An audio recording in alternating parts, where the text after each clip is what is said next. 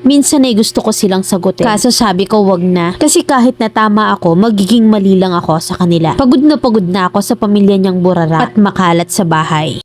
26 na ako at meron akong 2 anak na babae. Isang 3 taong kulang at ang isa naman ay 2 taon. 28 na yung kalivin ko at 6 years na kaming nagsasama. Gusto ko na sana siyang hiwalayan kaso hindi ko alam kung paano ko bubuhayin ang mga anak ko. Meron kasi akong scoliosis kaya hindi pantay ang likod ko. Hindi ko naman alam kung matatanggap ba ako sa trabaho. Gusto ko mang umuwi sa mama ko pero may sarili na rin kasi siyang pamilya. Meron siyang 4 na anak at ayoko namang makipagsiksikan pa doon. Kasi nagkukulang din naman yung sinasahod ng bago niyang asawa. Yung tatay ko naman nasa Amerika pero may sariling pamilya na rin. Lumaki ako sa broken family kaya wala akong ibang masasandalan. Lalo na kapag sobrang down na ako. Simulat sa pool ay puro sumbat ang ka-live-in partner ko sa akin. Pati mga magulang niya sinusumbatan din ako. Na pati magulang ko sinusumbatan din nila na wala daw ginastos kahit na piso sa panganganak ko sa panganay. At pati na rin sa bunso ko. At sa loob ng 6 na taon na pagtira ko sa kanila ay ginawa nila akong katulong. Pagising ko pa lang sa umaga agad kong kukunin ng walis para maglinis sa loob ng bahay nila. Naglalaba ako ng damit nila na halos 3 times a day. Pati kasi mga uniform ng anak nila ako rin yung naglalaba. Yung mama ng ka-live-in ko naalis ng bahay ng 8:30 AM. Araw-araw kasi siyang nagsusugal. Inuumaga pa nga minsan. Ang tatay naman niya araw-araw umiinom ng alak. Both parents niya ay may bisyo. Yung ka-live-in ko naman ay napipilitan lang mag-work para may pambili ng gatas at diaper pati rin ang food nila. Kaso puro sumbat sa akin yung mga ginagastos niya na wala man lang daw akong may ambag. Nakakasakit lang ng damdamin yung ganun kasi ako naman yung halos lahat ang kumikilos sa bahay. Ni pag-ihinga nila sa CR hindi nila mabuhusan. Yung mga balat na pinagkainan nila kagaya ng mga chichirya sa ilalim lang ng kama nila nilalagay. Yung hindi man lang mamaitapon sa basurahan. Siguro kasi alam nila na kinaumagahan ay wawalisin ko rin yon. Isang araw ay umalis sila, pumunta sila ng palengke. Nakalimutan nilang isara yung kwarto nila. Nung nakita kong nakabukas ay agad-agad ko namang sinara. Baka lang kasi merong mawala sa akin pa masisi. Kinabukasan nga nagulat na lang ako nang humahagulgol ng iyak yung mama ng live-in ko. Na kesyo, nawawalan daw siya ng 5K. Agad naman akong kinabahan. Kasi nga one time naiwan nilang bukas yung pinto nila. Alam ko na matike ako yung pagbibintangan kasi ako lang naman yung nasa bahay noon. Maliban sa 2 kong anak. Wala din yung ka-live-in ko kasi pumasok sa trabaho. Ako yung pinaparinggan nila na kumuha nung sinasabi nilang nawawalang 5K. Sa totoo lang wala naman talaga akong kinukuha. Ni ulam nga sa ref. Kahit nga kape, pati shampoo, etc. mga gamit nila hindi ko pinakikilaman. Tapos pagbibintangan nila ako sa nawawalang 5K. Sobrang iyak na ako noon. Talagang pinipilit ko na wala akong kinuha. Pero pinipilit ako ng mama niya na ako lang daw yung tao sa bahay. At imposible daw na hindi ako yung kumuha. After ilang oras sa diskusyon na sinasabi nilang nawawalang pera, yung mama ng ka-live-in ko rin naman pala yung may mali. Mali daw yung pagkakakompute niya kaya akala daw niya ay may nawawalang 5K. Humingi siya ng sorry pero siya pa yung galit. Soft-hearted kasi akong tao. Ako yung taong tahimik lang talaga as in yung tipong iiyak ko na lang yung mga problema. Grabe yung hiya ko noon nung pinagbintangan ako. Gusto ko man siyang sagutin kaso umiral sa akin na wag na. Kasi kahit tama ako, alam kong magiging mali lang ako sa kanila. Lahat na lang kasi nang nawawala sa kanila ay sa akin nila hinahanap. Sana makalis na yung ka-live-in ko next year. Sana pala rin siya papuntang Italy para makapagpagawa na kami ng sariling bahay para sa mga anak niya. Pagod na ako mamilin sa pamilya niya ng mga burara at makalat sa bahay. Letter sender,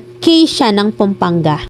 Yung sitwasyon nyo malala. Tapos ang option mo para makaalwan, puro hingi ng tulong at pagsandal. Once nagpamilya ka na, matik na hindi na kayo obligasyon ng mga magulang nyo. Bakit sinisilip yung magulang mo nung nanganak ka? Abay, responsibilidad yun ng ka-live-in mong tukmol na napipilitan ko nung mag-work. Abay, malala, ano? Gagawa ng pamilya tapos pagtatrabaho napipilitan. And-enjoy nyo yung moment para mag-create ng bata. Abay, igapang nyo yung sustento. Mima, bata ka pa, hanap ka ng mag-aalaga sa mga anak mo. Magtrabaho ka or magtinda-tinda para may sarili kang bubunutin. May mas malala pang sitwasyon sa'yo pero nakakapagtrabaho. Nangangatulong ka nga ng libre. Yung anak mo 1 taon lang yung pagitan. Abay, mag-contraceptive ka. Baka mamaya makatatlo ka pa. Hindi naman siguro ganun kalala yung scoliosis mo kasi ginawa kang alila. Dinaig mo pa yung vacuum simot lahat. Tsaka medyo alanganin ako dyan sa ka-live-in mo ha. Kasi inang makasumbat na wala kang may ambag sa kanya. Matakot ka pag nakaalis yan. Ang totoong padre de pamilya hindi kinukwenta lahat ng binibigay sa pamilya. Kundi mas inaalala kung paano maging isang mabuting ama.